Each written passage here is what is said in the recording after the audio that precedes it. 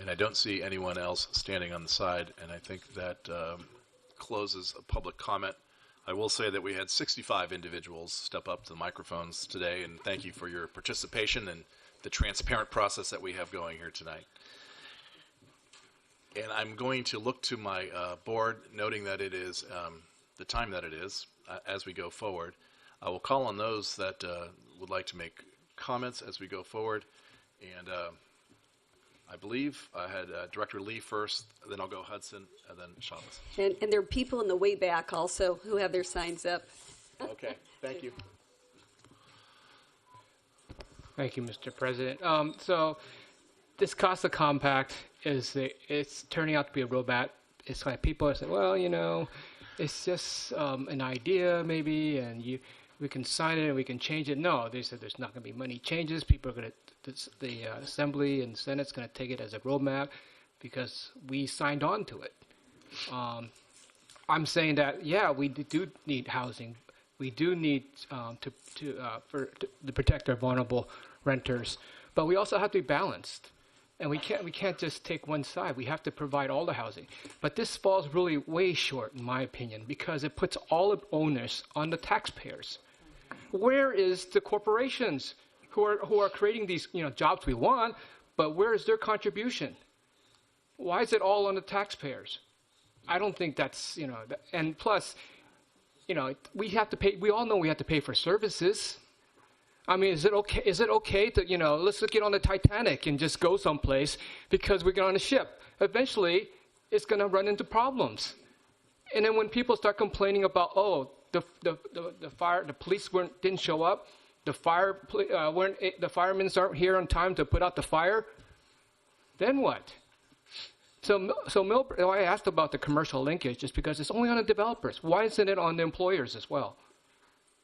They're creating the jobs. This is corporate welfare. This is what it is. The taxpayer are paying for corporate welfare. We're providing housing for these people who should be putting into the system. If you go around the world elsewhere, they're building housing for their employees. There's no question. They just build housing for their employees. They even feed them. So I don't understand why we don't get more strength. And all the other thing part about this compact is no, it's not perfect, but we definitely need to put it in the right direction. It needs to be pointed at the right direction. And the right direction is the multiple dimensional approach, not a one-dimensional approach, only build around transit. And I asked the question a while ago, if we build around transit, will that solve our housing crisis? No, it will not. We need to also build where people want to live. We need to build transit to people where people they don't want to live in, families don't want to live in condos, 2-bedroom houses. They want to live in a house with a lawn. Why aren't we building transit to where people want to live? Why don't we build it out where people can live? We can't just do this one thing. We got to do it in many ways. And that means including the people, the corporations, and also building out transit to where housing is. And also we definitely cannot force a lot of small towns like San Mateo County, where they have a lot of housing and some have very little bit of commercial space. And why I asked about the commercial linkage is because they're saying that they'll give incentives to developers to not have, they don't have to pay a higher development fee if they can provide more jobs. Well, Millbrae only has 10% commercial space, so we're kind of screwed both ways. We're not going to get any money from developers, and there's no way to pay to build commercial space because now we're being forced to just build housing, build, with no consideration to the economic impact. So now we're forcing our most vulnerable people out of our own city. That doesn't seem right either. Okay, so I'm going to vote no for this thing. Thank you, Director Hudson. Yeah, I would have said a year ago, let's just vote no and forget it right now. And then all of a sudden you realize that a no vote is just kicking the can down to somebody else who's going to do it for you. I think that we've heard it tonight, that the words great potential. CASA has the great potential, but you just heard it. If we get it right, if we can come up with something in the next hour, dig in, focus, get it right, for tonight and for down the road, we will have accomplished something and not wasted all these people's time. I think the compact is that instrument. It's up to us to beat the drum, but if we beat it with a flute, it's not going to take us anywhere. For at least 10 years, I've been telling people that the problem in the Bay Area is 3 counties. Geographical equity is just, it isn't there. 3 counties added way more jobs than they added housing. 126,000 jobs in 95 to 97 and 7,200 homes. But 2 years ago, I saw something different. So I can either focus on beating up on 3 counties, which I will not upset a couple supervisors here right now, they know who they are, or I can focus on San Francisco adding 10,000 people 2 years ago. San Francisco took a step in the right direction. Now, if San Jose wants to match that, and I'm hearing from San Mateo that they're doing more housing, that's going to mean obviously the city that's near the airport is going to have to change their mind about not doing housing there too, because it's much needed. I think we have an opportunity. So if they're going to head in the right direction, I think it's up to the rest of us to dig in and be part of the solution. And I'm going to support the CASA. Thank you, Director Chavez. Thank you. I'm going to pass something out, and I apologize and we'll get some to the audience too. And this is a motion that I took a crack at while everybody was talking with input from all of you. And I'll just give you a minute to get it. But as you're getting this document, I'm going to just read the top. I'm going to read through it. This is a motion to support the action of having our chair sign onto the CASA Compact. And what you see at the top of the document is the caveats that were put forward by MTC. And then the bottom part is what I'm adding. And so I'm gonna just read the top. I'm gonna just read it through if that's okay. This is what MTC did. They authorized the chair to sign the compact. However, it does not constitute approval of the compact itself. Enable the commission to proactively engage in advocacy as the process to implement the compact goes through the state legislature. Authorization should be accompanied by a comprehensive program of outreach to local governments. With adequate representation from local governments and representatives, direct the MTC Legislative Committee to include local jurisdictions in legislative advocacy. Authorization does not constitute an endorsement of any particular funding strategy and will include engagement, education on impact of funding strategies. So I would like that to be our base and then add the following. Given the lack of clear emphasis on tenant protections in the legislative agenda currently being discussed statewide and the danger that new tenants will, with less than 12 months completed in their leases, could be evicted, ABAG should move to support a just cause ordinance that takes place immediately. What's that? Excuse me, Chair. May I make a point of order? Isn't it not the time to make a motion at this point, but after all the remaining comments have been collected? No, I think that it's appropriate to make the motion at this point. If it gets seconded, then we'll have discussion, so we're not going to cut off the discussion of the executive. There'll just be a motion on the floor. Well, the other people are lying here with their cards up the entire time, and you're... I went in order of the cards that were up, and I'll continue to do that to the best of my ability, but Okay. I believe we're good. Thank you. So ABAG should move to support a just cause ordinance that takes place immediately rather than being after the 12 months tenancy. That direct MTC and ABAG staff to return with an analysis of the impact of the current AMI levels in compact item number 7 on low-income housing production and recommendations on how to lower them to better address the housing needs articulated in the CASA Compact, which is designated as 80 to 120% versus 80 to 150%.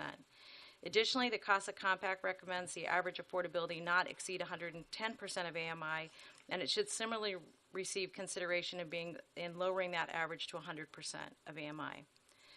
The process and timeline of determining the governance of the regional housing enterprise and the final determination of the governance of MTC and ABAG should be aligned in order to ensure appropriate accountability and outcomes without degradation to the public sector representation, which I'll come back and speak about that. I know it's a little confusing. Establish a task force of elected officials throughout the Bay Area counties of filled with cities, I didn't mean just counties, but with members of cities, to follow the legislative process and give concurrent and robust feedback to each individual piece of legislation and to the value and fairness of the legislative package. On an ongoing report to MTC and ABAG about the progress on the strategies that lay out the timing of implementation, specifically on proposed land use changes and the funding opportunities / I should have added strategies. Finally, clarifying language relative to the use of public lands to encourage housing development without encouraging the inappropriate disposition of public property, and that would be my motion. Second. So with that, what I would rather, I won't go, I know this was long, and I'm happy to answer questions, so I'm not going to make comments on this now, but I wanted to just get us started with something that was solid, so we had something to work off of. If people want to change it, I'm not emotionally, well, I'm emotionally attached to a piece of it, but I want to get input, so thank you. Great, thank you very much. So we do have a motion and a second on the floor, and I will continue discussion because I think I see all the placards up. And next I have Director Anderson. Thank you. I have enjoyed hearing everybody this evening providing their input. I agree with the basic principle of the producing, preserve, protecting. I think this has been a great effort thinking outside the box. I don't think any of us up here can dispute that we have a housing crisis and that we need to make some bold moves. However, I don't like the way the process has been set up, and I brought this up at our last meeting as well, that it doesn't allow for us on ABAG to make any changes, and that's what the problem is with it. Each of us are elected by our constituents to amend, revise, compromise when it comes to legislation, but we only sign on to agreements when we believe that they reflect what we want, what we believe our community wants, and what we think is in the best interest of our cities and of the county. I agree that doing nothing is unacceptable, but we still need to move forward and do it in a way that will work for our communities. As I look through the points, the 10 points that we have here as part of the potential compact, I still have concerns about the just cause eviction. I have concerns, significant concerns, about rent caps and rent control. I support rent assistance. I support removing regulatory barriers, especially as it's related to ADUs. I've got serious concerns about minimum zoning near transportation. I like the good government, expedited approvals, unlocking public lands, if appropriately done. But I've got serious concerns about funding and financing the compact. We as a county do not have the freedom and the ability at this point to relinquish some of our future revenue streams in increments. So I'm very concerned about that being part of it. And I'm also very concerned about the structure of the regional housing enterprise. And because to me, half of this has serious flaws, I'm not in a position to support the compact. And while I appreciate Cindy's proposed language, it still doesn't address my concerns. So I will not be voting in support of joining this compact this evening.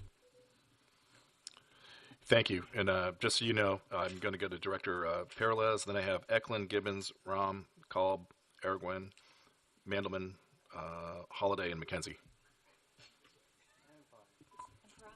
Thank you very much. I was, Pine. yeah, there's other people. I appreciate that. I was confused if it was me, but it is. So it's Peralez, but thank you though, David. I'm sorry. I know it's sorry.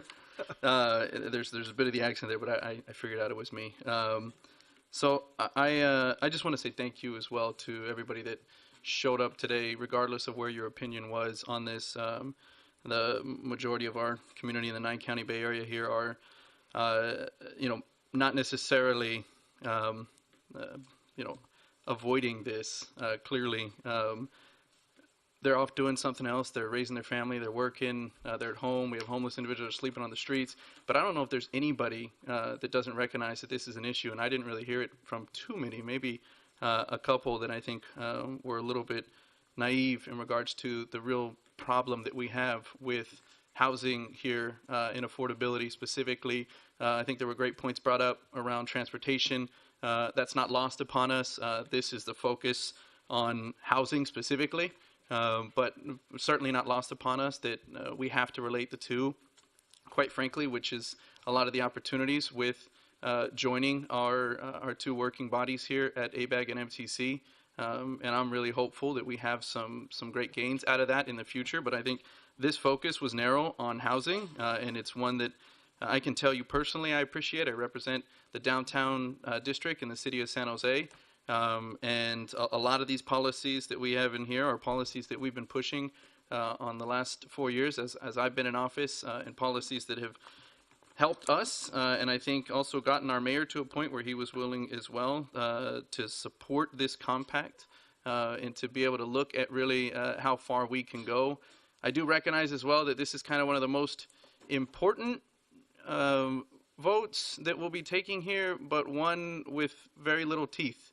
As has been pointed out many times today already, we're not necessarily setting any specifics. We're certainly giving some boundaries and some ideas, but it has been stated many times, and I'll state it again, all of these fights will have to continue much further than this. And I absolutely would agree that this is not perfect. I may argue it, in a number of other ways. CPI plus 5%, it's not at all going to be effective at that level of allowable increase. If you actually want to achieve some assistance, if you want to achieve effectiveness in controlling the increase in rents, you can't do it with CPI plus 5%. But I will support this direction moving forward, and rather than attempt to maybe make some individual changes, I think we have opportunities to do so as we move forward. And I urge my colleagues to share in that same spirit, that we maybe can argue a number of these things, but I don't necessarily think we have to get to the nuts and bolts today. I do want to say thank you to Supervisor Chavez, because one item that did strike me as well, and you asked it in your question, Supervisor, which is who is it that we're going to be serving within this affordable housing / moderate income, as we've kind of denoted here, of what was denoted as 80 to 150% of AMI. And I certainly took pause at that to for one, as you questioned, it didn't even match the moderate income levels that we have on the chart here next to page 15. But additionally, who are we really serving now? Now, I'm not saying that individuals in that category don't need assistance. But if we're going to be going out of our way to be able to provide incentives specifically around publicly owned lands, we need to be looking at a much lower rate. And I think even the 80 to 120 is not necessarily going far enough. I appreciate your attempting to again, find consensus here. And then a true average there of being 100% AMI is much more a reality that I can support. I again think we would need to go further, but not necessarily looking to argue that point. I do appreciate that you made that in your motion, and I will support that absolutely 100%. I lastly just want to point out that we did have an opportunity here to look at some of the potential funding sources. I would not say that it's all local government. I think there's certainly a lot there, right, for on the taxpayers, on local government, but we have property owners, developers, and employers listed on there as well. So I don't know if somebody missed that in looking at it, but the reality is they are there. And much like we have looked for in our city to be able to put in place some ability to be able to have whether it's a commercial linkage fee on development that's coming into the city of San Jose, which I can tell you was not an easy feat for the largest city in the country with the worst jobs to employed resident ratio. It was not something that our mayor was very excited about moving, nor was the majority of our council for a number of years. But we recognized the importance of needing to demand that employers coming into our city also helped us with the housing growth. And so we have finally gotten there this past year. It did take quite a big development, the Google development, to come in to kind of, I think, urge some of my colleagues along. But we're there. And reluctantly so, knowing that we have the worst jobs to employed person ratio in the entire country of any major city. We're the only one where our population decreases during the day because so many people are going out to our neighboring cities in Santa Clara County and San Mateo County. Even still, we knew it was important enough to not only be building the level of housing that we're building, and by no means am I patting ourselves on the back. We need to be doing a hell of a lot more, as people know that. But we recognize the importance of also making sure that our employers coming into the city, that they're a part of that as well. So I strongly support a number of these revenue-generating opportunities, and I would say that it's certainly not only a burden on the taxpayer. We absolutely need to stress our employers and property owners to do their part as well. I will rest. There's a lot more I think that can be discussed, but we are pushing quite a late hour. I don't doubt that we'll be here a lot longer, but I'll rest my comments and I will be supporting the motion. Great, thank you. Director Eklund. Thank you very much, Chair Rabbit. First of all, I wanted to acknowledge and thank all the people who spoke. Very passionate and really felt a lot of the needs that you all have. All of us have it. There's no question in my mind that we have a housing crisis, but it is, as some of the speakers said, it's strictly a supply and demand issue. We don't have enough housing, but we have too much of a demand.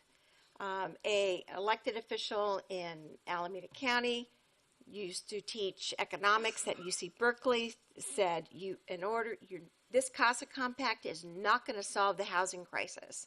Nothing is going to solve the housing crisis until we start controlling the demand, which is jobs. And that means not only what type of jobs, where the jobs are, and all aspects of that. So, and he's an economist. And so that was not even looked at in this CASA Compact. And I attended almost every single, I've said this once before, every single CASA technical and steering committee meeting. And I was very concerned about the lack of representation of cities. We are a membership organization. We have 101 cities and 9 counties. And yet, on the CASA Compact, there was far more representation for big cities. They were well represented. Was not represented adequately at all was the small to medium-sized cities. We're the ones that are really having the problems in providing the services because we don't have the money, and working with our school district to make sure that they get the property tax so that they could teach their children. And frankly, the taxes are going up, and I'm hearing people all the time that the taxes are going up so much that they are leaving California because of that. And those taxes that we place on everybody is trickled down to people who rent. And so anyway, so I wanted to state up front that I believe this CASA Compact process was flawed. And I'm going to explain very briefly why. First of all, it started December 2016 at an MTC meeting.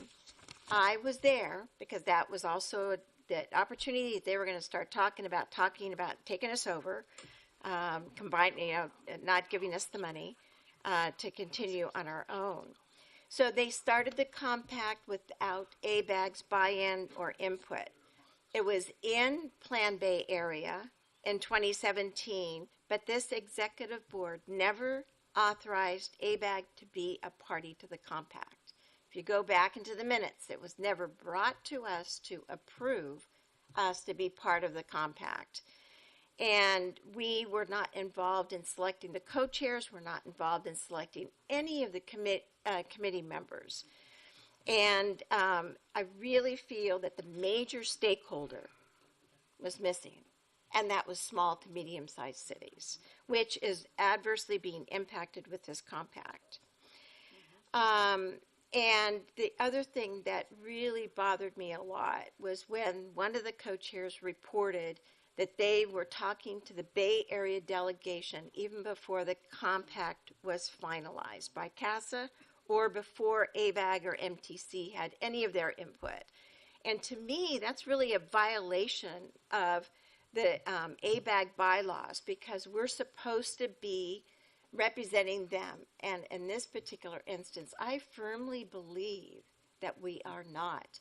When I have been making my rounds to the different counties, I have to tell you more than half of the elected officials in this Bay Area have not even heard of the CASA Compact. They don't know what is in it. And when you start going through it with them, they have some very strong emotions. So there's no question, and it's really diminished in the staff report, that local control is being diminished, especially element number 5. But it's downplayed in the staff report, saying, oh no, it's not really going to take that much of local control away. That's absolutely wrong. SB 50 is modified element number 5. I was up at the League of California Cities today as part of the policy committees, and I was talking to the legislative team that's working on the housing issue.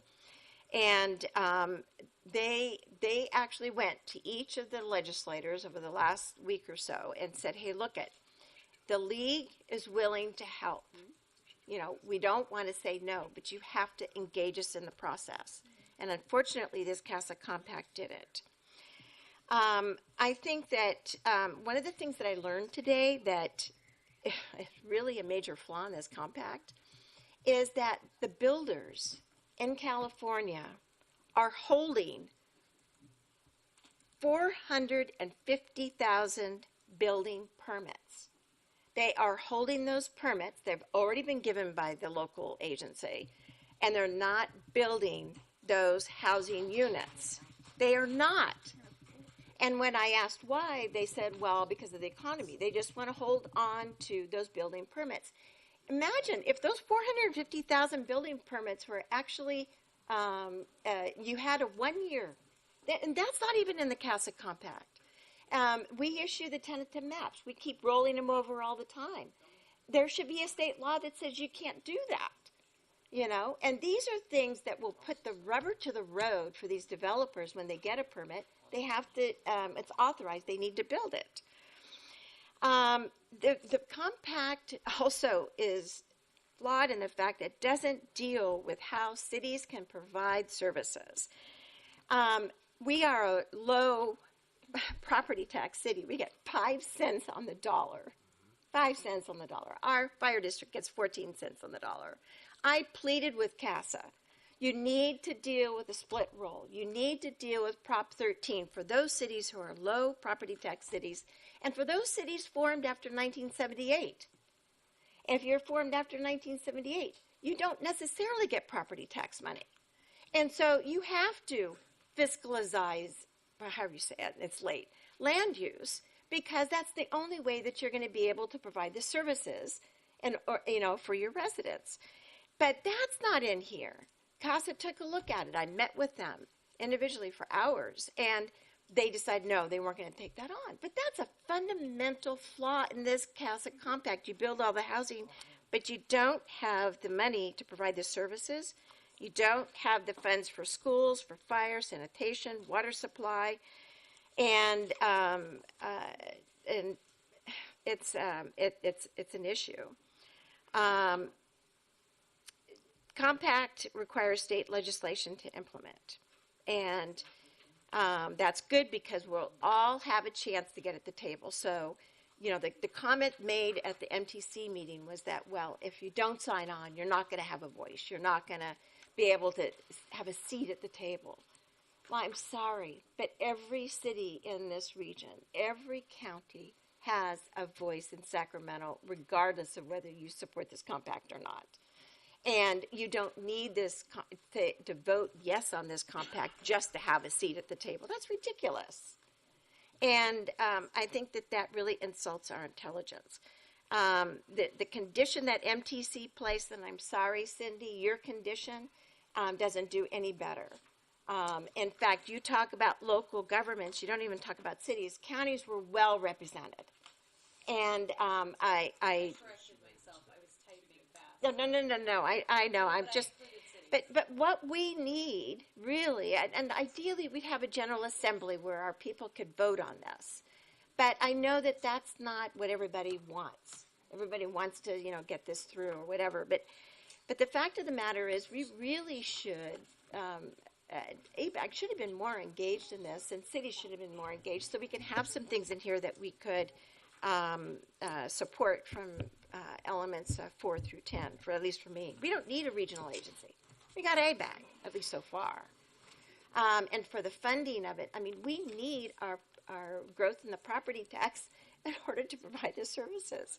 So, and I'm sorry, but businesses, they're not paying their fair share because they don't have to pay the increase in the property tax when the building turns over because of the split roll. But yet you and I, when we sell our house, we have to pay, when we buy a new one, we have to pay that increase in the property tax. So taxpayers and property owners are paying more than businesses, primarily because of the split roll. And I believe that we really owe it to our 101 cities and 9 counties to have them have an opportunity to vote. But in the meantime, I will be voting no on this compact, and I hope that others will join in that effort. Thank you, and I want to take just apologize to my colleagues for not setting a time limit before we started this debate for us. I can tell you that if we each take 20 minutes with the cards that are up here, we'll be here for another 3 hours. I won't. And I don't think that's fair to each other, the audience, and staff. So with that, I go to Director Gibbons. Well, I wrote it out and timed it for 3 minutes. It's gotten a little longer, but I will try. So I've reached my majority in my professional life of voting on important things. This is my 21st year of voting on public issues. Hopefully that'll give me some perspective on what I'm about to say. First off, I appreciate all the hard work. I would not have been on the CASA committees for love nor money. True. Okay. I, with my colleagues, have spent the last 2 months trying to find a way to vote yes on this because housing is an issue and we cannot take a blind eye to it. So, sadly, as of tonight, there are flaws that inhibit all save one of my Santa Clara County cities that I represent to support CASA. I'm listening tonight to see if I can change that, but that's where we were at. First, the CASA Compact was formulated on the solution, which is build housing. It did not fully define the problem. It didn't talk about transportation. It didn't talk about jobs. It's great for what it's trying to do, but it doesn't provide the proper definition of the problem. Think about, there's no mention of having a trained workforce to build all the housing. It talks about using, trainees, but it doesn't talk about how to support, because one of the things that Governor Newsom said, the problem is the construction cost. And labor is one of the construction cost problems. There's nothing that talks about that. There's no metrics for what CASA can produce or what it will cost. There's nothing in here about RENA and what could RENA do better. That's already a system that we can make work better. There were so many good things that have happened in this room, in this group, in November and tonight, and with the audience, of great ideas that are already being worked on. Palo Alto has some marvelous things. San Jose, you just proved you don't need CASA because you've already done it yourself.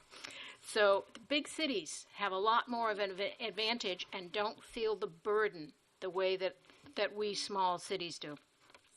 So just as an example, there's significant disparity in sales tax across our region. They go from 7.38% to 9.75%. Santa Clara County already voted a half-cent sales tax just to solve housing. Do we need another half-cent? So, and the bureaucracy to manage the housing money is horribly, horribly problematic. Can't do it. So I would like to offer an alternative motion. I'm willing to accept Supervisor Chavez's draft of the motion with a couple of changes. One is I would like us to take no vote tonight I would like us to postpone our vote to our next regularly scheduled meeting, which gives us time for MTC ABAG staff to establish a clearinghouse of all the successful housing practices that all of us have heard and experienced a lot in the last 2 years, that we can all start learning from each other from. Rohnert Park offered a clinic on how their approval process is so successful. Next, the MTC ABAG would collect and correlate the responses from cities on the financial impact of CASA and recommendations. We know there are 2 cities that say they will go bankrupt. Okay, we cannot ignore that. MTC ABAG staff would then present their documents and findings to the legislative subcommittee that's been identified as an aspect here. And basically, I think that we could have a report at every meeting.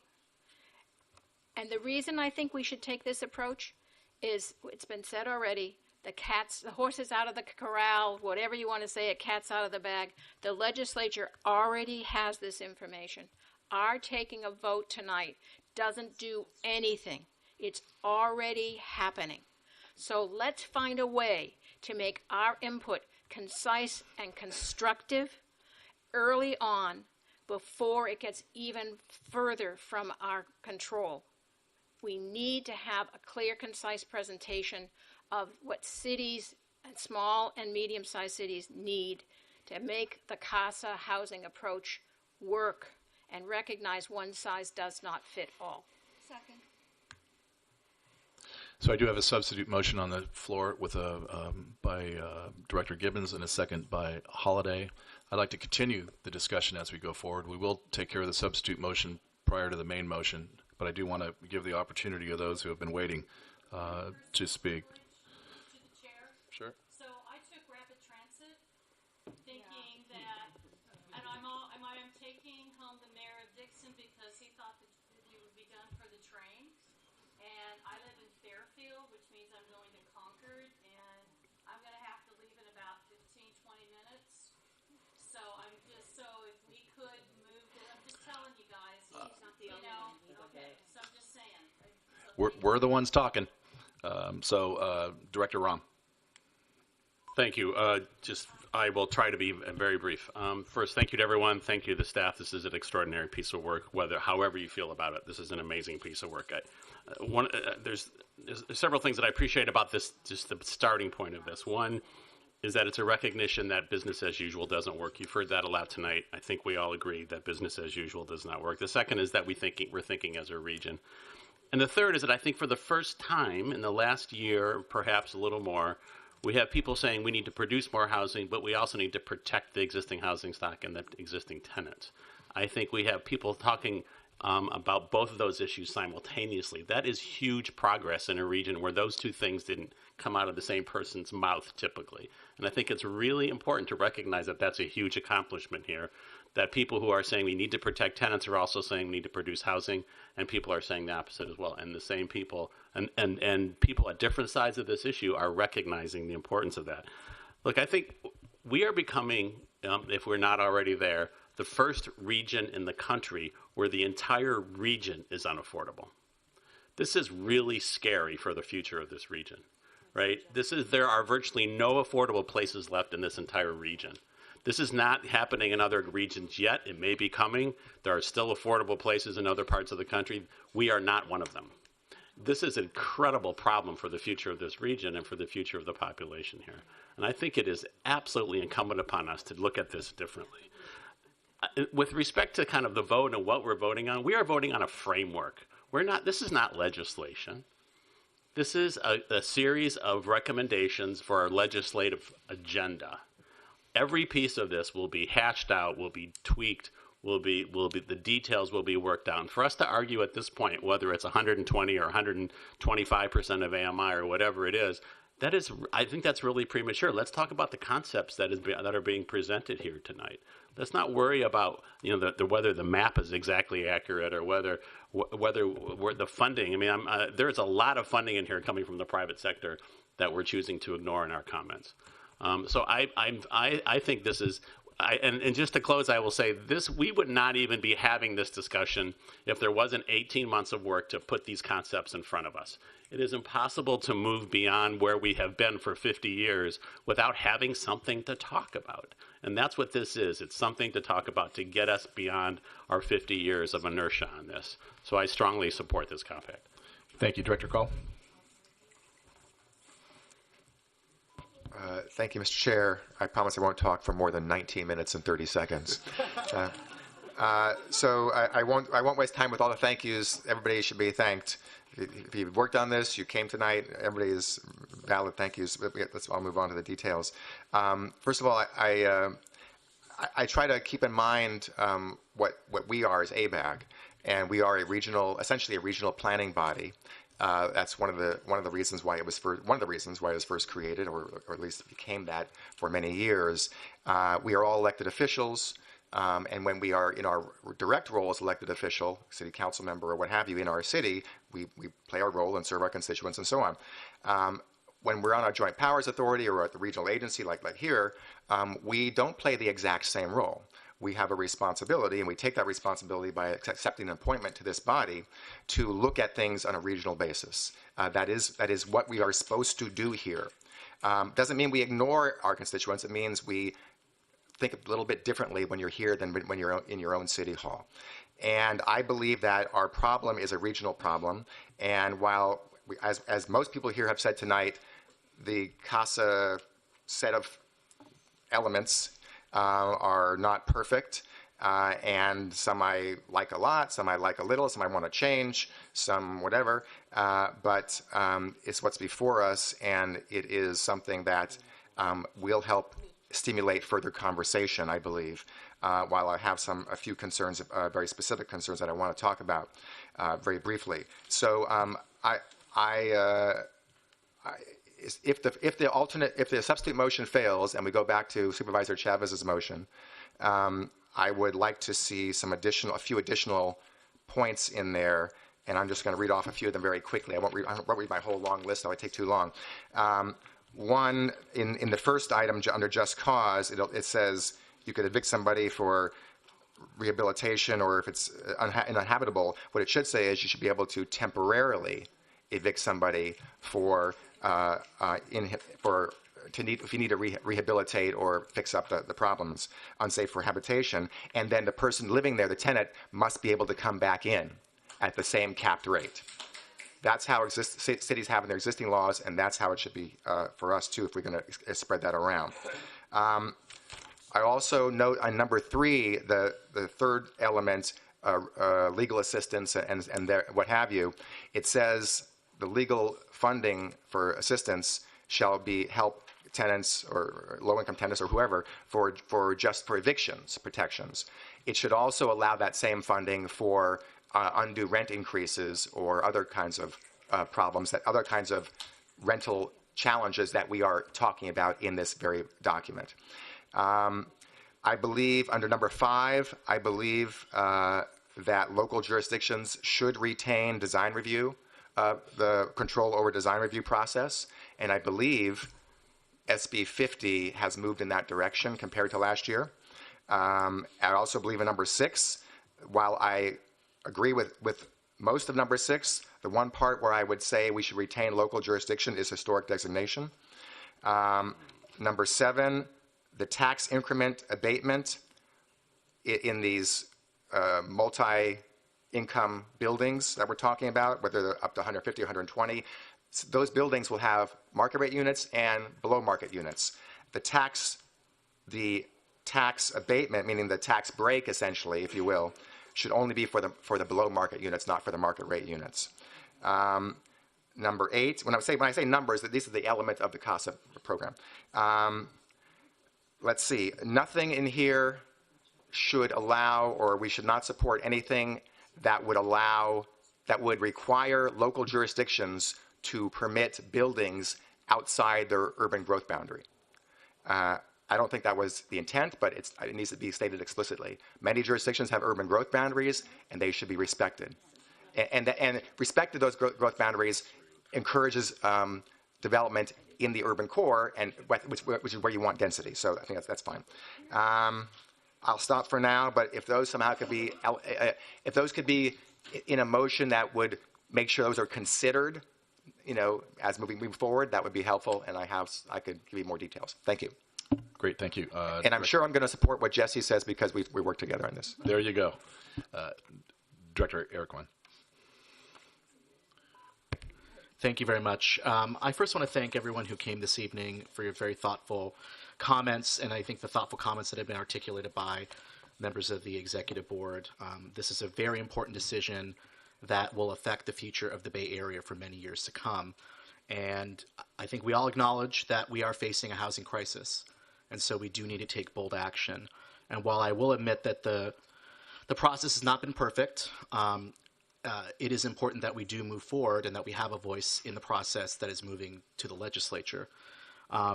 With respect to the substitute motion, while I certainly appreciate and respect your opinions, my concern with delay is the deadline for submitting bills in Sacramento is the end of February. And so if we want to have a voice in the legislative process, particularly as was recommended by establishing a task force of city and county officials to work with MTC staff in the bill development process, I think it's going to be too late. And so the train has really left the station at this point. We know that some bills have been introduced. Some bills haven't been introduced. And I do think this should be collectively a package, that the production element should accompany the protection and preservation elements. But we also know that the governor has released a proposed budget that addresses some of the issues that this compact is seeking to address, and goes even further beyond this compact. So I think given where we're at in the process, that it's important that we move forward, that ABAG have a voice in the process. And I really want to commend Supervisor Chavez for her motion. And I just want to clarify some elements of the motion for everyone. That one, this does not constitute approval of the compact itself, which was part of the MTC's motion. That this will enable us to be part of the process to implement the compact through the state legislature, and that this does not constitute endorsement of any particular funding strategy. There are many funding strategies that have been put forward. Some are more controversial than others, and we're not making a judgment call on any of those particular funding strategies. And I think one of the most important elements of this motion is I think that's the fourth bullet, which is the recommendation that we establish a task force of city and county officials to engage in the legislative process as CASA is implemented. That will ensure that the voice of cities and counties is heard as this moves forward, which is something that's extremely important to address the details as the bills are being developed. I think that's an excellent suggestion. Aligning the discussions around regional governance with the regional housing enterprise is also extremely important as well. That's a process we'll be engaging in very soon. I don't personally think having a separate agency is necessary, given that we have ABAG and MTC, which is made up of elected representatives from throughout the region. I think that's a role that we can play as the regional planning entity. And lastly, requiring report backs to us and to MTC on the progress of implementing CASA in the legislative process will also enable us to have a voice in the process as well. So I think this bill addresses a lot of the issues that we've heard around the lack of engagement of cities and counties in the process to date, and ensures that we have a voice as this moves forward. So I strongly support the motion. Thank you. Great, thank you. Director Madelin. Thank you. I have profoundly mixed feelings about the CASA Compact. On the one hand, there are things that I really like about it. I really like the fact that folks from across the region got together, different interests, and wrestled with these problems and tried to come up with bold solutions. I really appreciate the notion of expanded renter protections and an effort to get real funding, significant funding, available for affordable housing creation across the region. And I think it's undeniable that there is a housing crisis, and from my perspective, that the solution to that housing crisis involves the production of more housing at all levels. There's also a big thing about this compact that I don't like, which is very clearly it supports a particular approach in Sacramento to solving that housing crisis and boosting those production levels. And that involves essentially zoning from Sacramento. It is not a strengthening of the RENA process. It is not the attachment of additional carrots and sticks. It is not real funding to communities like San Francisco that are producing significant market rate housing. It is not the imposition of these types of height limits and other limitations on local zoning to communities that have demonstrated their unwillingness to produce. It is rezoning neighborhoods across the state without the on-the-ground awareness of what this may mean to a particular low-income community, what it may mean to a particular neighborhood. And I think that we can't really even fully understand the impacts of that kind of approach. We're not going to know for years and years and years. I do think that local communities can receive the information of how many units they need to plan for, how many units they need to produce, change their behavior, and if they do not, then I can see imposing these kinds of zoning changes, these height limits, that kind of thing. But I don't see that approach I didn't see an SB 827. I don't see it in SB 50. And what is also troubling to me about the CASA Compact is that the stuff that I like, the additional renter protections, the preservation, the funding, is all amorphous, inchoate, a work in progress. The things that I do not like are real and tangible and in the legislature right now. And so I don't believe, because of that, that I can support this. I may not vote against it, but I don't think that I can support it. Director Holliday. Well, I do also appreciate all the comments that were made by the public tonight and by my colleagues up here. I realize that however I vote, I'm going to be both agreeing and disagreeing with people who spoke both in favor and opposing CASA, if that makes any sense. But, it is late. And so I do really appreciate Cindy's attempt here. That gave us something to really work with, and I do think it's a start. I had a list I wanted to add. I'm going to support Liz's motion because I think we do need more time. It's too late to iron all of this out. Dan said some things I really agree with. I work with Jesse too, and I like him a lot. So, I just briefly want to say there has been no economic analysis, and that needs to be done, and especially in regards to cities and the services, the additional services they will have to be providing due to the additional housing, and whether that's going to be, especially with the tax abatement proposal, that just all doesn't seem to work very well, and I think we need an economic analysis. And then this can get enacted by the legislature in piecemeal, some parts of it, like take zoning authority away from cities, but oh no, the financial parts, no, we're not going to do that. So I think there needs to be some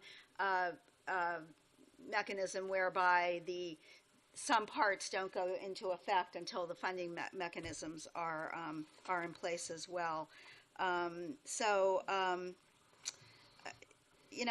message that we need to send is we are willing to work with the legislature, with ourselves in this area to come to the right. This is a great start, and I do appreciate the work that the CASA committee did, and it's really led to a good discussion. I don't think that I think that it will be only better if we wait 2 months, have more discussion, have more time to go back to our communities. We tried to get MTC to come out, and I understand the timing. Well, that's just part of it, the timing over the holiday. We wanted to arrange, I think, a 3 or 4 city meeting in Alameda County.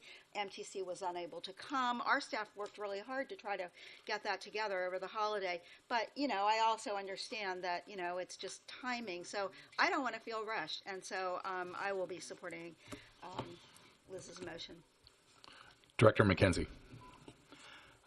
Yes, T.S. Eliot said, only those who will risk going too far can possibly find out how far one can go. That's in tribute to our retiring executive director.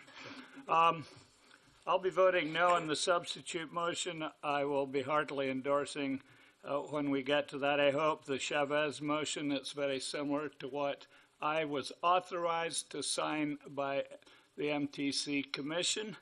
I would say two further things.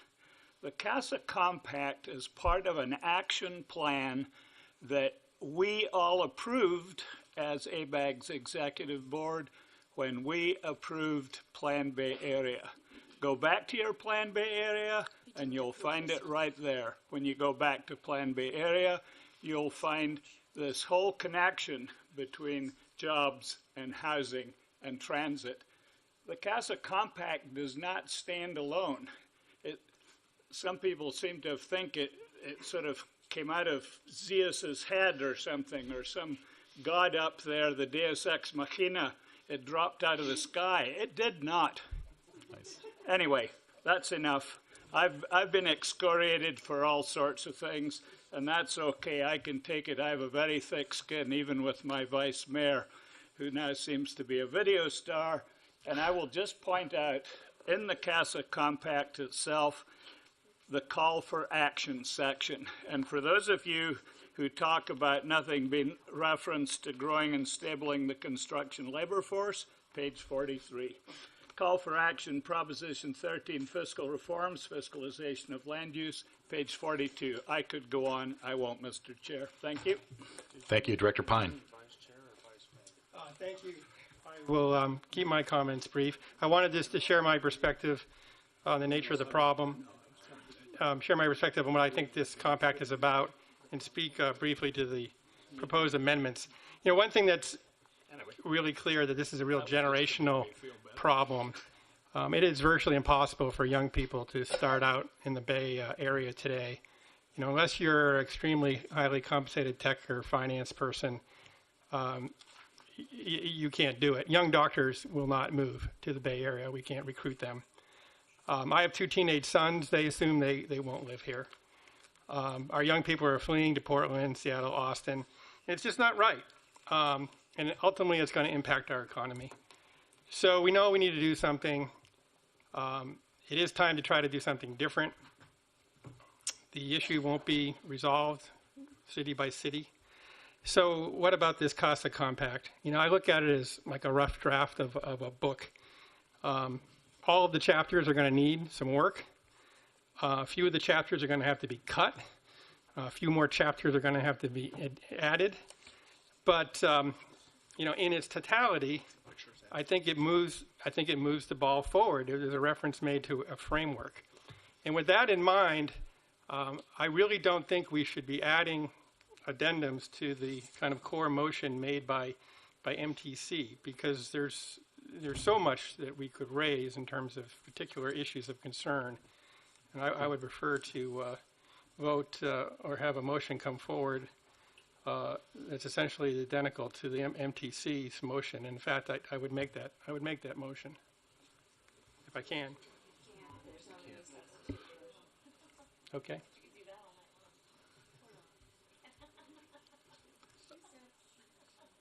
Director McElhaney.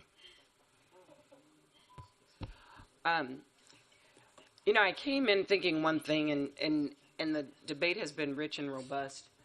What a different meeting this would have been if we were actually delivering this in a time for thoughtful debate by this body. Like, CASA would have been just celebrated as the first launch of a thoughtful and iterative process, which is what I kind of expected. Not the notion of you voted up or you voted down, you're either for housing or you're not. It's sort of embedded with this thing, like if we don't do this thing right this minute, that we're not really committed to this process.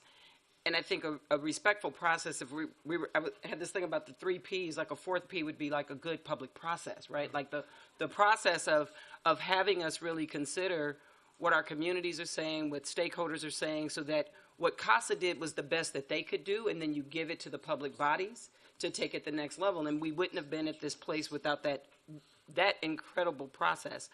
I like what Director Gibbons has put forward, because I'm really struggling with trying to understand how, if the horse is already out of the stable and things are moving, that our vote tonight is meaningful in any way.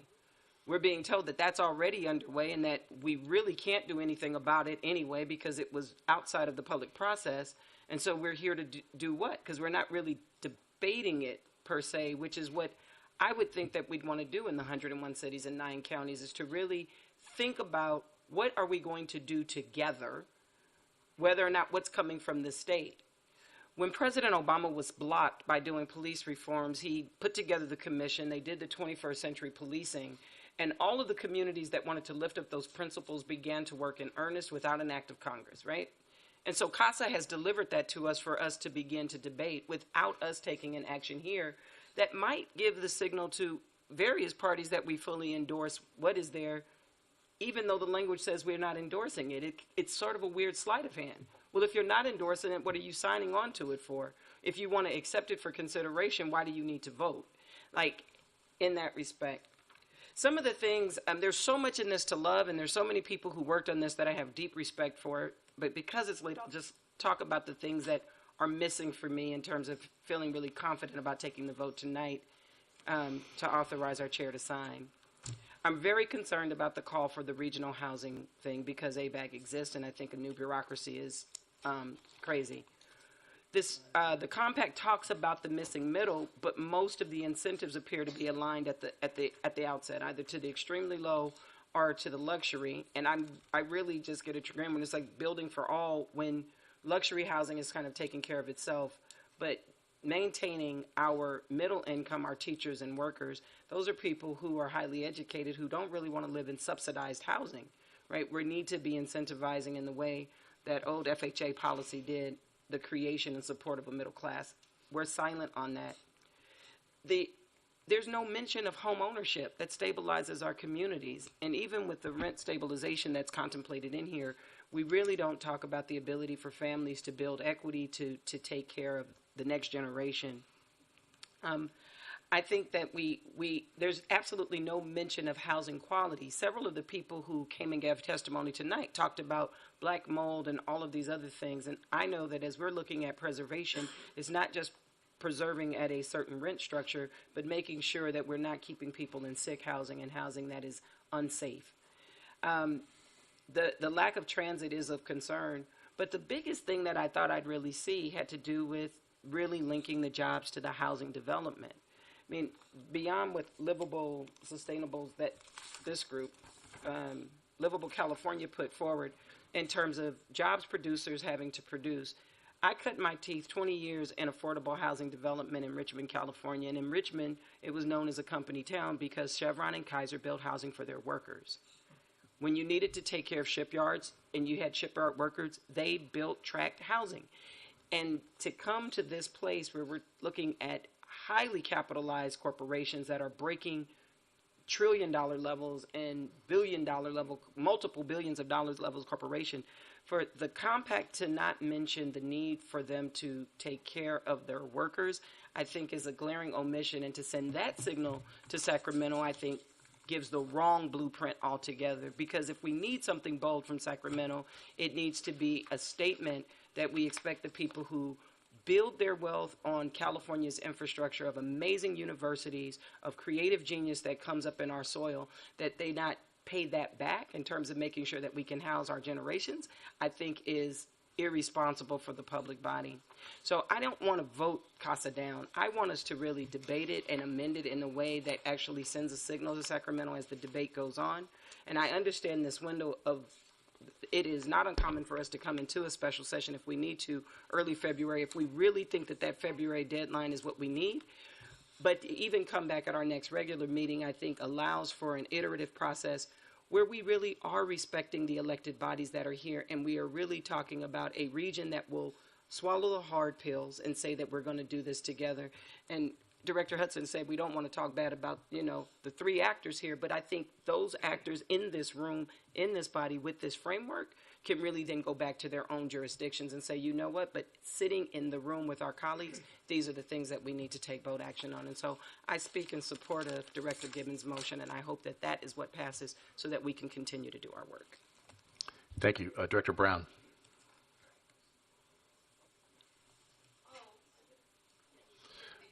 Director Romero. I do think that the time is now. I actually am not going to vote for the substitute motion. And I'm not even sure that I want to vote at this point for Cindy's motion. I think there will be an opportunity once the compact gets moved forward, which is not legislation. Let's make that very clear. There's a package of legislation that has to get crafted that many of us and you will be in the trenches on, and that's where I think I think the compact needs to have tighter tenant protections. I think we have to have some universal tenant protections. But now is not the time to try to craft those in here. I think the message we are sending is clear, and then unfortunately, bill by bill, it is a problem that I have because I don't know if we can move all of them at the same time. But I think it makes sense to try to get this moving as quickly as possible. I don't think it is possible for us in February to come up with a congealed plan, particularly with what we heard tonight, which is essentially many cities saying basically it's a local control issue, which is the mantra that we have heard over the last 40 years, which is the mantra that has destroyed, to a certain extent, the community, that has destroyed the Bay Area. We have to think regionally. There's a lot of stuff in here that I don't like, but again, I think legislatively we have to go and, whether it's talking to your local legislator, whether it's, moving whatever former contact San Francisco had with Gavin Newsom, who, by the way, has kind of opened the door a little bit based on his interest in trying to address housing. So I am going to vote yes.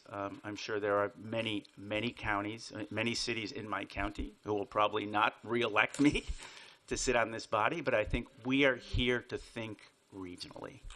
And if that is not our purpose, then we shouldn't be around this table. Thank you. Thank you. Director Vogt?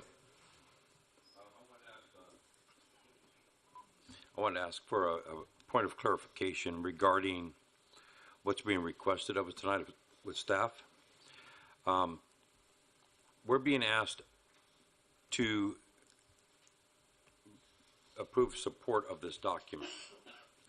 In that regard, does it really matter what other language we add beyond support or denial in terms of the way it goes forward to legislators?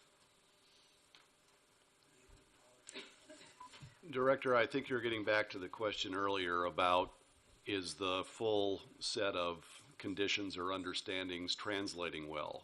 And look, I'll tell you, the media shorthands things, the legislature shorthands things. But it was important to the commission to express its understanding of what it was doing, and I can understand it would be important to this body to do the same thing. But I can't guarantee you that every legislator or every newspaper is going to get down to the 8th bullet point. Okay. Thank you. Director Garcia. Yes, I appreciate all the comments this evening. Many of these points that we've raised have already been implemented in the city of American Canyon. We're one of the few cities that are actually meeting our housing requirement. A lot of this has been implemented. I won't go into that with you. I would point out something on housing costs. Working with the Napa Valley Disaster Recovery Group on rebuilding houses destroyed in the Napa Complex fire. Before the fire, cost was $300 a square foot for housing. Now it's up to $800 a square foot. Continues to rise. So that's the challenge. Which brings me to a point of, by the way, I can support this document going forward. I'd just like to add a couple things to it, my comments. We know how housing is based largely on land cost and construction costs for housing. There were several comments came forward regarding transit. I think going forward on this, we need to expand our understanding what the region is. The commuters coming into the city from Sacramento, from Tracy, are telling us where the affordable housing is. Having family on the East Coast, Brooklyn, New York, East Coast has a lot of rail system. Actually, we talked about that the other night. You get on a train in New York, and in 45 minutes, you're in the country. Our commuters are telling us that affordable housing is where they live. They're the talent we need to support our economy, to grow our economic well-being. And I'm suggesting that we need another study like this, very similar to CASA. That's a transit study, how to get rail transportation to those areas where the commuters live, because that's where the affordable housing is, to the Bay Area. Not discounting at all that we in the Bay Area need to do our best to support affordable housing for our workforce. That's my comment. Thank you. Great, thank you. Director Deep? Thank you. So my understanding is, the CASA group is an extra governmental kind of body, elected officials, nonprofits, experts of certain policy areas gathered together to formulate a framework around how to address the problems that we as a region have not addressed, because each city pursues its own disjointed policy about what's best for that city. So there's a lot in these elements that I don't agree with. Probably some of the things that I don't agree with are the things that a lot of you like. But conversely, the things that you don't like are probably some of the things that I'm okay with and I do like. I came tonight prepared to support CASA, despite the things that I think we all feel are shortcomings. Because as we move forward, we put our stamp of approval on it. We signal to Sacramento that we collectively want something to be done, something bigger, something more visionary. And the details can be hashed out later through our own local delegations, our assembly members, our state senators, and we can still lobby and we can still hash out, hey, this is an error with CASA, we need to fix this, we need to fix that. And that, I believe, is the process we should pursue. I'm not keen on delaying this vote. I think we should just have a clean up-down vote, but I'm also not enthusiastic about Supervisor or Director Chavez's amendment, simply because by making amendments, we open the floor up to discussion. I think we each had the agenda packet. When we got it, we had time to read it. We came in here kind of knowing how we were going to vote. And to the extent that we amend things, it opens up the floor for debate, and it kind of gives justification to delay the vote. So I'm in agreement with Director Pine and Romero that I'd much prefer to just have a clean up-down vote on what has been presented, and let's get some sleep. I'll second that. Director Ramos. Thank you. I come to this as the little county in the 9 Bay Area counties, the county of Napa. County of Napa, which I'm sure you all visit, and you see our beautiful hills and you enjoy our fine wine. And the county of Napa, who is an import county, bringing in, it's a job creator, 26,000 people a day at its height. It's also a county that has a citizen initiative ag preserve that doesn't allow us to build housing within our unincorporated area. So I can sit here and say, well, I can't do this. I could do that. But I also know that the county of Napa has worked tremendously hard with its city partners and our one township to ensure that our cities are providing meaningful housing opportunities, and that we have gone as far as having on the ballot a funding mechanism through our TOT to be able to create meaningful housing opportunities. And I also know that as a single mom of 3 kids, I found myself homeless for 27 days. And the only way I got myself into a house was by paying 6 months' rent in advance so that I could keep my seat on then the city council where I served with Mayor Garcia. I am a renter. I have no prospect of ever being a homeowner.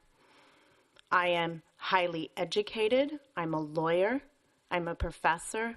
I'm an elected official. CASA helps someone like me.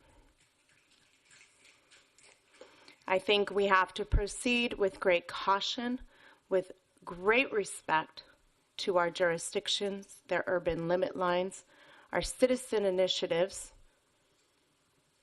But I also think that we, through this process this evening, are conveying to our chair, to our legislative committee, that their advocacy is to take our comments and concerns forward. To say that we are not going to approve and sign and authorize our chair to sign CASA is to say we don't approve the toolbox. This is a toolbox available to us. This is our opportunity to say what is important to us as a region, to flex our muscle because we are great and the world depends on this region and its economic vitality, and to say that we are going to be present and meaningfully engaged in negotiations. I would much rather be at the table, willing to discuss what does work and what doesn't work, than to say I'm not prepared to vote today. Thank you. Director Clark. Mr. Chair, I'd like to try and get us home.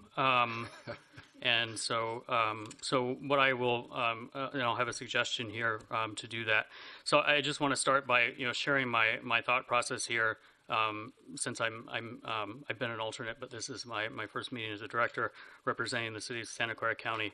A straight no vote on this is problematic for me because I think what it does effectively is take us out of the conversation. We have a shared staff with MTC. MTC has already approved this, so our shared staff is going to be in Sacramento. And if we just do a flat no without stating what our positions are on certain things and how staff should advocate on behalf of ABAG, I think we've taken ourselves out of the conversation. And personally, as a young person who moved to the Bay Area, I'm incredibly privileged. Like my year as mayor, my year as mayor of the Mountain View, I had housemates. The mayor of Mountain View couldn't afford to live in Mountain View by himself, and I'm incredibly privileged. I could have been in an RV or something on the streets that are all over the city of Mountain View. So I think not doing anything here is not an option for me. I think Director Gibbons' motion is a step in the right direction in the sense of representing the cities that we've been at, or what I've heard from the Santa Clara County Cities Association.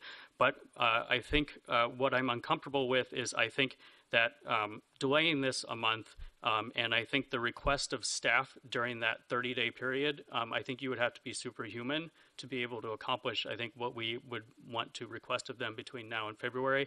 And frankly, the conversations in Sacramento are already occurring. So I want to honor, I think I want to incorporate elements of Director Gibbons' motion into this in the sense of I think we need to do additional outreach, which I think Director Chavez's motion sort of tries to incorporate by establishing a task force and doing some additional outreach. Where I have some, the issues that I have with Director Chavez's motion is I would be okay. I really, whether we sign this or not, it really doesn't bother me. If we're signing it to not endorse it and accept the work product and move it forward, that doesn't bother me. If we decide not to take a vote on signing it, that doesn't bother me. What I think we really need to do is give ABAG staff direction on how they should be lobbying in Sacramento and what our concerns are so that they can share those with the legislature as this is moving forward, with or without us. So what I would suggest is, Director Chavez, the reservations that I have are that, I know you typed this really quickly, my reservations are that they're sort of stated in the form of, they could be read as amendments to the compact, and what I don't want to do is open it up for, this was a compromise that was worked on for 18 months. And I don't want to sort of open it up to amendments, but I agree with a lot of the points you made on the AMIs, the just cause eviction, the period up to 12 months. And I think what I would be comfortable with is saying, is directing staff to say, this is the list of the concerns that we have heard from local cities. And they include the items that you described. They include the process to date, and the way that we fix that is additional outreach. I think we express concerns about having a one-size-fits-all zoning that doesn't incorporate carrots and sticks approaches and respects sort of the RENA process. revenue generation and distribution. What body will enforce and administer the rent caps? That's an unanswered question that has to be resolved. And then the concern about creating a new bureaucracy. So that's a long way. And then Director Chavez has already, I think, incorporated some local outreach components that we could beef up. So what I would suggest that we do is sort of combine the two motions in the sense that what we're doing tonight, whether we sign the compact or not, I'll defer to all of you. But what I think we really need to do is direct staff or share with staff the things that we want them to be taking to Sacramento. And if we want to refine those over the next few months by creating committees and doing local outreach, we can do that. But at least we've stated tonight what our concern, what we like and what we don't like, so that they know what they should be saying in Sacramento. And then and we've taken a proactive stance one way or another tonight. And we aren't sort of kicking that down the road, but we can still continue to work on this, and it can and when legislation comes before us, we can take action on that. So I would like to find a way to combine those two motions, and without sort of amending the compact itself. I'd like to just direct staff share. These are our concerns. This is what you should, as ABAG staff, be sharing with the legislature as you're crafting legislation, and then continue outreach to local jurisdictions and creating that local task force. So I don't know how to word that, but I think that is my comfort level here, because I think we all have some level of discomfort with the things that are in here, but I think we also don't want to just vote it down and let MTC sort of run the show because they have a shared staff. So appreciate that. So again, I'll get I haven't had an opportunity to speak, and I'll be brief. But in terms of process, we do have a substitute motion that we'll deal with first. Then we have the main motion. We can take that and figure out how we want to get through that as we go forward. My own comments is on this particular issue. It's amazing to me. We have a housing crisis in my county, and I know that we're speaking in the region here. And I believe that the region has a housing crisis because many people, including the vast majority of folks up here, will say it, but then won't act upon it. And if you really, if we had a health crisis, if we had an epidemic, we would take drastic actions to fix it. But yet, a housing crisis, I got a house, so I don't really have the crisis, or whatever the reason may be. And I think that's the problem. And I got to tell you, and I think Napa County knows this as well. And I don't think is Julie Combs still out there?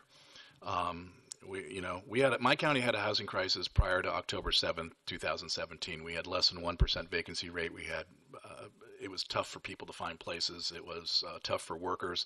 We knew our economy had kind of peaked because we didn't have any more housing because we couldn't get the workforce. It was this catch-22. We were just stuck. And then that evening, 5,400 homes were incinerated. 5% of Santa Rosa's housing stock, and I know all you know this, 5% of Santa Rosa's housing stock. Santa Rosa is the largest city between San Francisco and Portland. It's 180,000 people. It's a big city. 5% of their housing vanished overnight. Not only those people were displaced that lost their homes, they then pushed, if they had money, they pushed other people out of their homes, the secondary and tertiary effects. And last weekend, and I was on TV and the radio this week, last weekend in our paper, Top of the Fold, is this article about the population loss in Sonoma County, the only county in California to really lose overall population. Why? Housing. People have nowhere to live.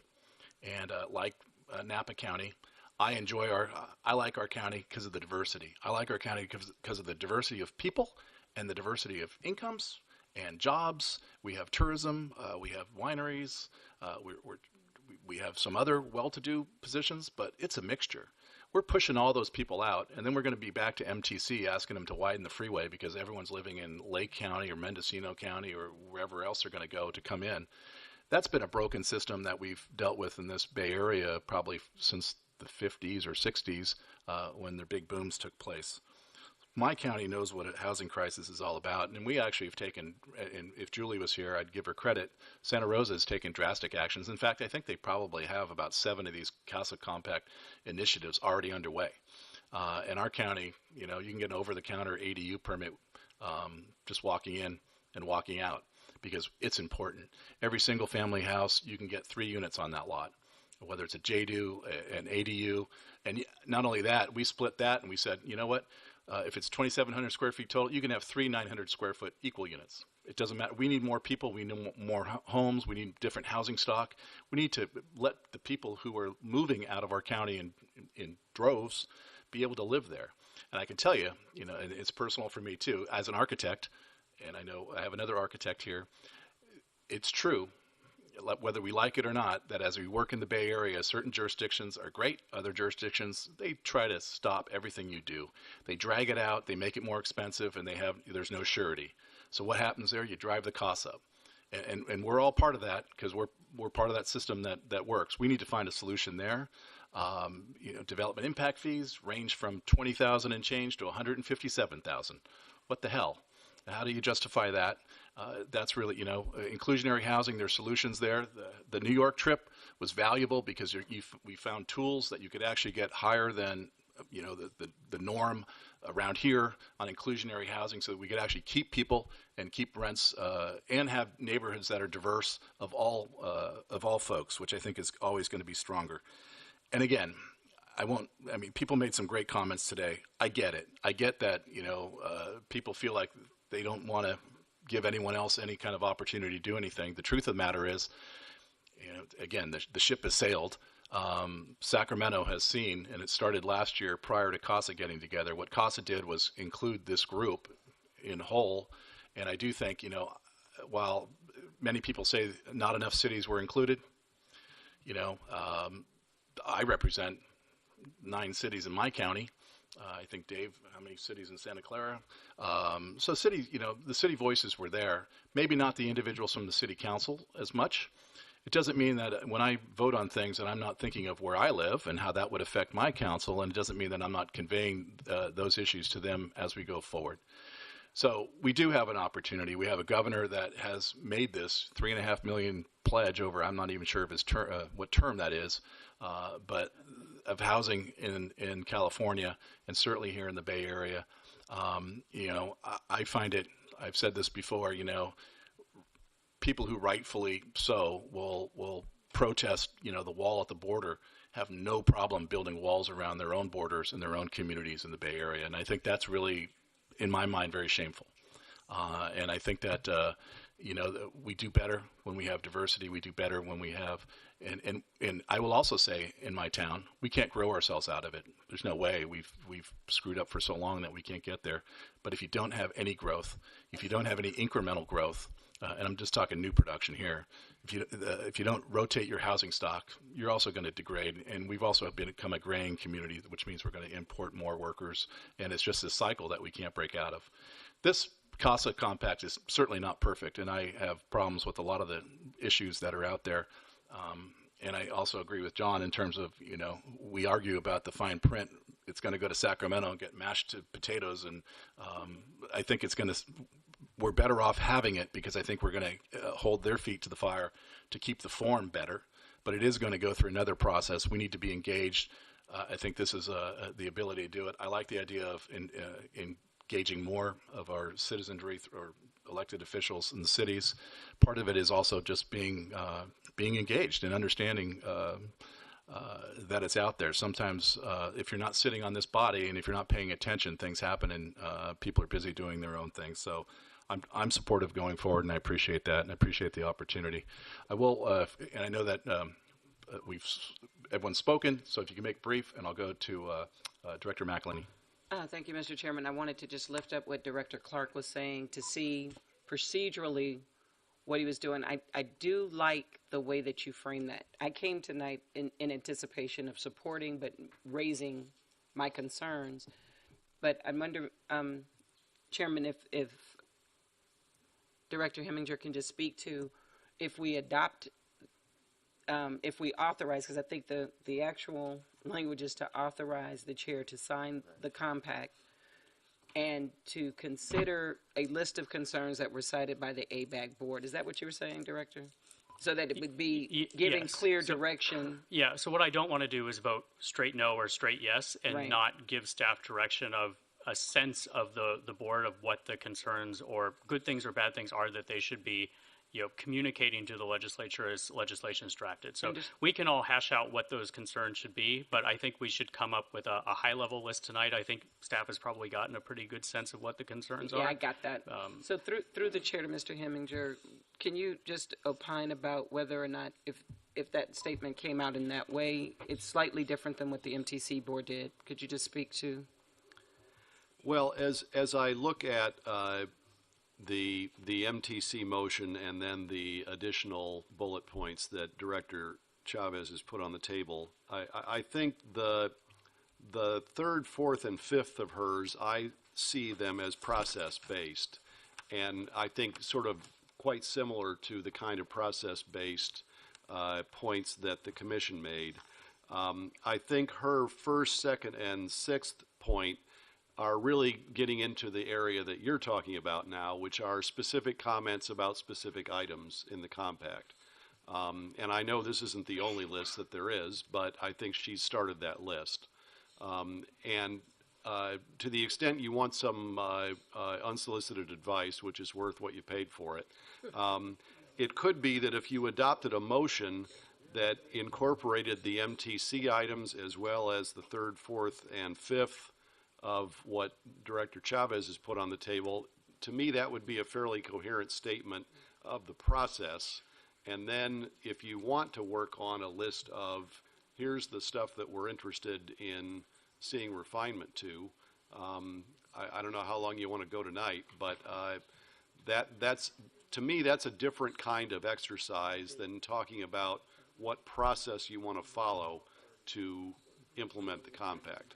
And then through the chair to the director, the portion of Director Gibbons' motion that I believe Director Clark was lifting up is terms of giving you all clear direction about some additional analyses, and then coming back at our next meeting, which I guess is the March meeting, not the February meeting. Would that be a complement to this motion, or how would the staff consider that? Well, we do analysis all the time. I suspect some of the analysis you want, we may have already done. I mean, we've been at this for 18 months, and these ideas have been very heavily vetted. I'm not here to represent they're perfect, but they have been examined. So to the extent you're not seeing that analysis, let us know and we'll provide it to you. Okay. Thank you. Director Bogue. Thank you. I'm more prepared now to give a positional statement on that point of clarification. I'm an employer and I'm a landlord. I left San Francisco 30 years ago as a homeless individual.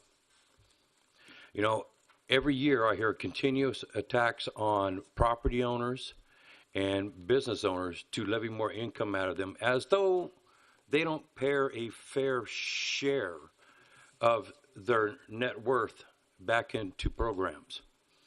Okay, there is a continuous buildup of programs, and us and the income earners are the ones who predominantly pay that, because you can't pay a tax unless you have an income to pay it with. So, and then that is constantly why I'm attacking these things when they want to come after business income and property. Because, and I'm just going to give you an example of my gross income for last year and what I actually took home from that gross income. Now, I only have a small shop. Okay, I'm not these multi-million-dollar business. I just have an auto repair and smog shop. So last year I grossed $180,000. I know, shed a tear, right? Out of that $180,000, I took home $40,000. And out of the $40,000, I made my house payment. You know, and yet you want us to continue having consideration where there's going to come a point where there's not going to be much left to take. And then when that happens, it's going to, well, I don't even know how it would be a welfare state then, because there won't be the income to draw from. So my position is until the finance equity part of this is figured out, I'm not supporting any of it. When what we could be doing is looking at a lot of the governmental programs that we already provide and look at ways of prioritizing what's important and what is not important. You know, is addressing the homeless issue more important than providing funding to help fight against, oh crap, I forget what it's called now, it's so late. But basically where people are ripping you off over the phone or whatever. Fraud. Well, not fraud, no. Scams. Okay, so which one's more important? If you determine housing is more important, they say, you know, then we can cut funding back on that program area. There's hundreds of thousands of programs out there within the state that some amounts can be pulled from once we determine what are we looking at on this side. So instead of just taxpayers covering the entire burden of all of this, maybe we should look at some of the ways that we could help offset the cost by looking at government programs also. I got it. Thank you. Thank you, Director Rodoni. Thank you. I want to thank everyone. Thank everyone tonight for the comments. I'll try and be brief. I think we should vote tonight. I came prepared to vote, and I'd like to vote tonight. I will be consistent with our MTC vote, though, which would be no on CASA. And the reason being, it's an all or nothing vote on CASA. There's some elements that I'm just uncomfortable with, as was Commissioner Conley. Having said that, it's not just another no vote from Marin, I want to point out, because we recently, in 2018, passed a mandatory mediation for 5% or more rent increase that people have to go to mandatory mediation. We just passed a just cause eviction ordinance in Marin. In 2019, we're going to end veteran homelessness by a facility we're planning to build in Marin in Novato. So we're doing our job as much as we can. We have a lot to do. And like Sonoma, we have an expedited and cost-free JDU program, and we're expanding that to the ADU program. Our problem is that we don't build housing. We only approve it, and often it doesn't get built in Marin because of a lot of reasons. But I'm here tonight representing our 12 cities who make a lot of these decisions, and they're also concerned about some of these elements and how it might impact them. So I'm supporting a vote tonight, and I will be voting no on behalf of Marin. Thank you. Great, thank you. So if there's no further comment from what we have on the table is a substitute motion to deal with first that was moved and seconded, and I'll paraphrase unless the maker wants to correct it, which is to postpone or have no vote tonight, direct staff to collect and correlate financial impact data. Is that safe? And I will, Fred, do you want to, shall we just do a raise of hands on the, you're good with that, or do you need a roll call? So if I may, Please, the 2 points, one is the financial data and the other is best practices, clearinghouse ideas from all our cities and counties. Is staff clear on what that would include? Okay. Mr. Chair, I'm very sorry. From my count, we've had the original motion, which was sort of like the MTC. Then there was Supervisor Chavez's, or was yours the first motion? Okay, and then Councilmember Gibbons, so we're voting on the substitute motion first. Thank you very much. What we have on the floor are just two motions, to be clear. The substitute motion, which we're dealing with first, and then the motion that was made by Director Chavez. If anyone needs to do anything after that, we'll deal with it then. Fred, you want to do a roll call? It's your call, Mr. President. It's your call. On the substitute motion, then, I'll ask all those in favor of the substitute motion to raise your right hand so Fred can see you and count the votes. You got a pledge.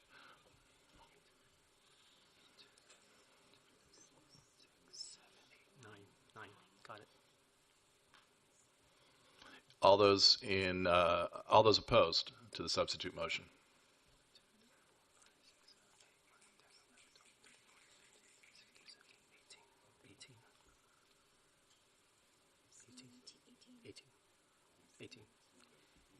Eighteen no, yes, 9. What was it? 9 yes, 18 no. So the substitute motion fails.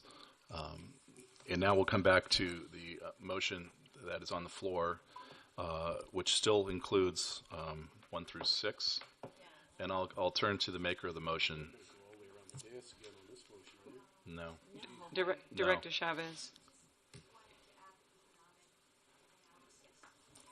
So, yeah, so here's what I would like to propose, is that I think, actually, Mayor Clark, I understand some of what you said, and Steve, no, you were not helpful, so shush. So here's what the sheet that's in front of all of you that we typed up.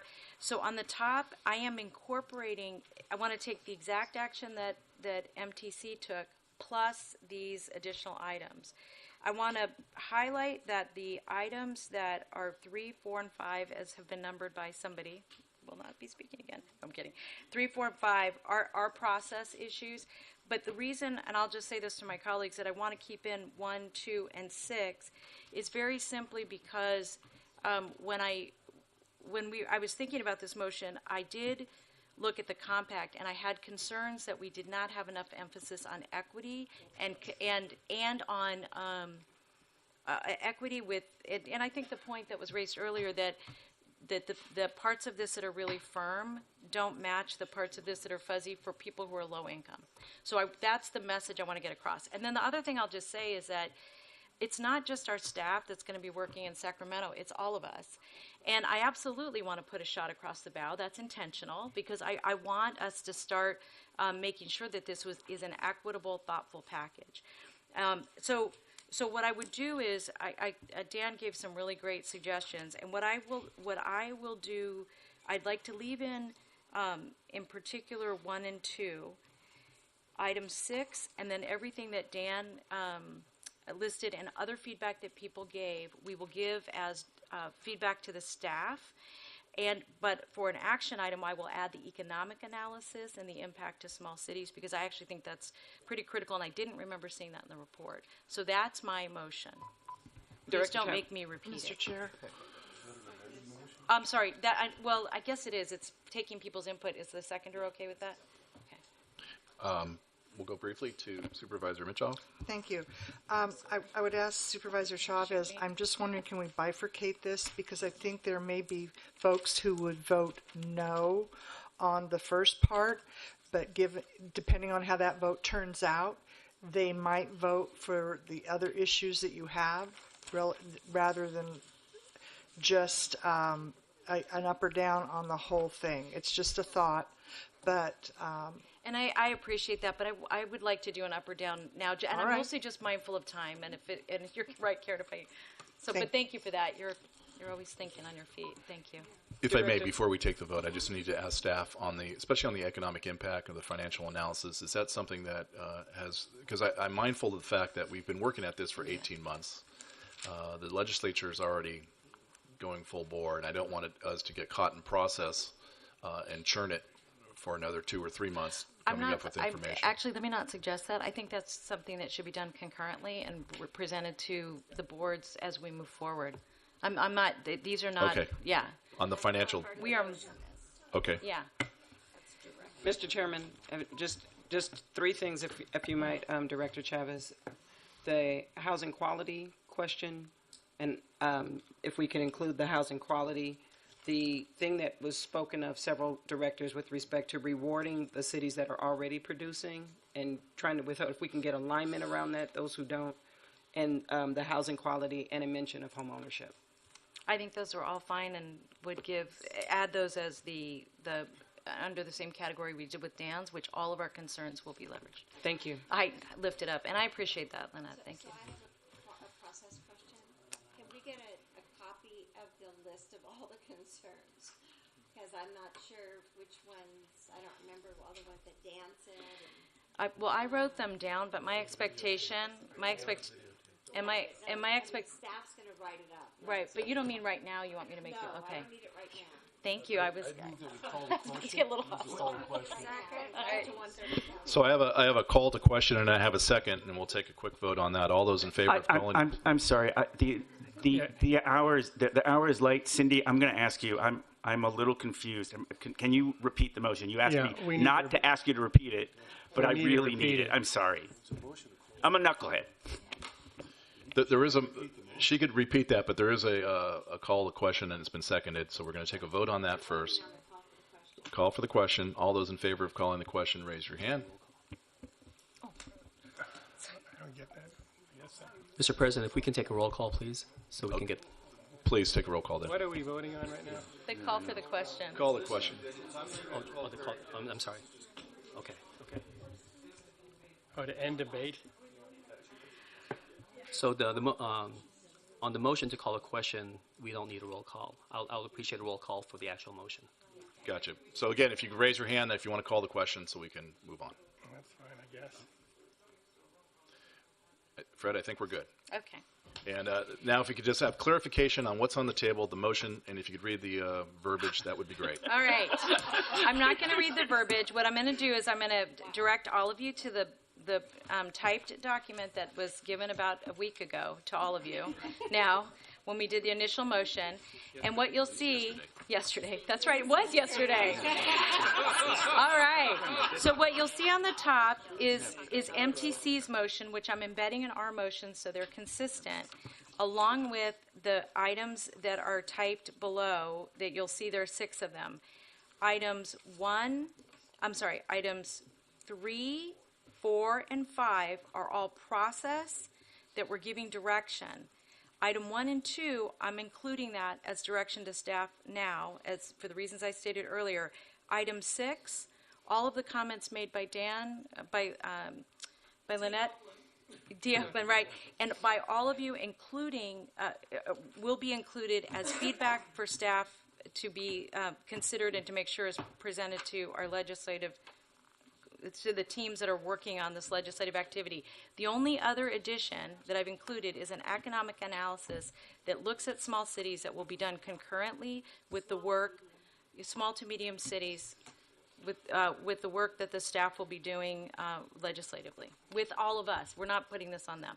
So, Mr. President, I've got to ask 2 questions now. Please. One question is, what is this economic analysis of? Is it of the whole CASA Compact? Is it of the revenue measures? What is it of? Please. I can explain it. Their various cities are trying to document the economic impact of the CASA proposals on them. Several cities say it will cause them to go bankrupt. Other cities say you it will mean cause elements 1 through 10, the whole thing, yes. Not just the revenue piece of it. No, the whole thing. Okay, that's understood then. Then every city needs to provide that data. Yeah. Now, on the second one, I mean, I've listened to literally dozens of suggestions tonight. Do you mean to request that we compile dozens of suggestions and send them to Sacramento? Please. Can I have the floor for a minute? Please.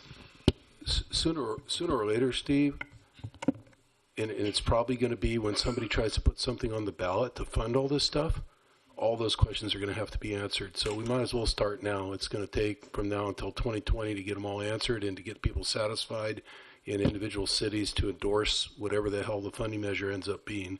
So I think what's just being asked is that this whole amalgamation, to use Jake's word, of comments is not lost today and not just stored on the videotape, but conveyed to the legislators so they know what they're up against.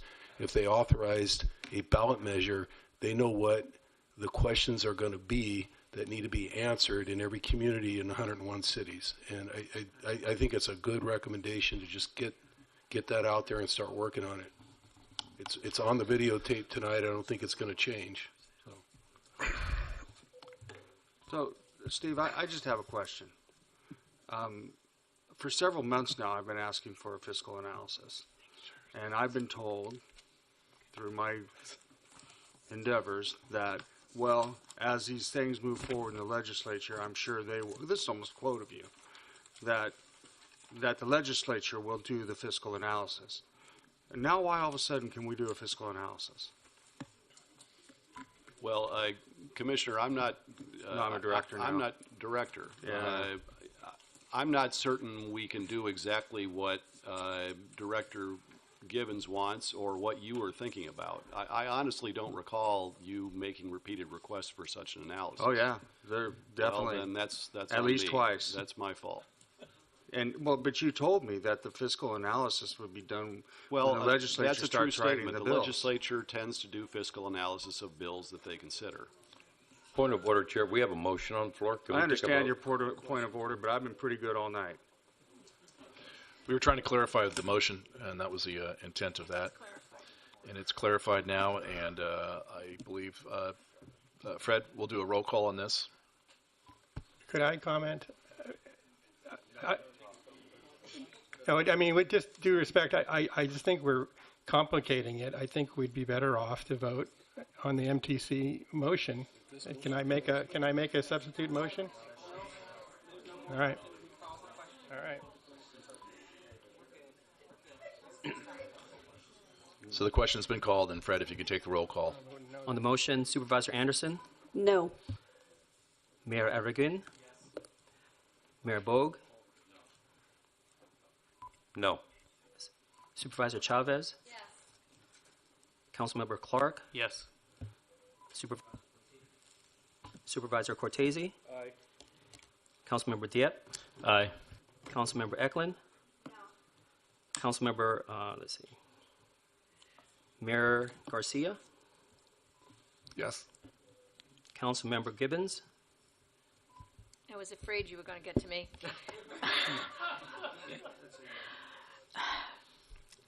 Yes. Councilmember McElhaney, Yes. Supervisor Haggerty,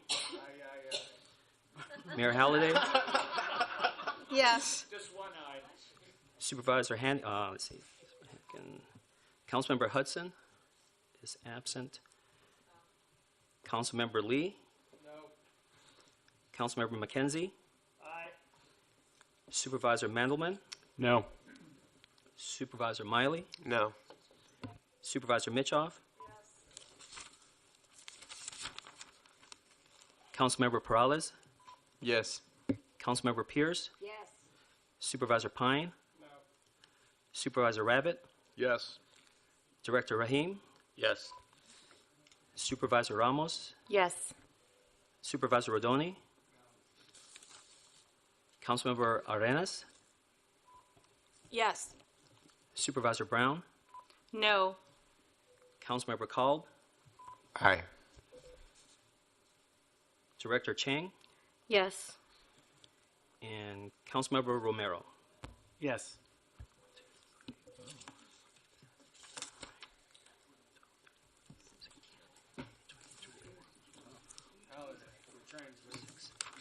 I think.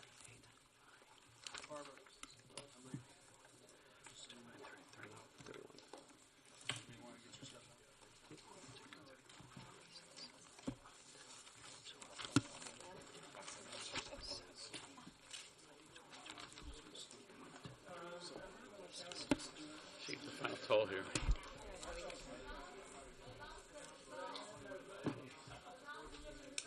Yes.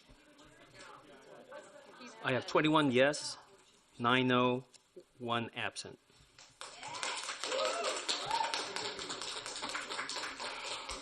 Thank you, everyone. We are adjourned. Our next regular meeting of the ABAG Executive Board is March 21st. I'll see you all there. Thank you for your patience, and thank you for your expediting this thing.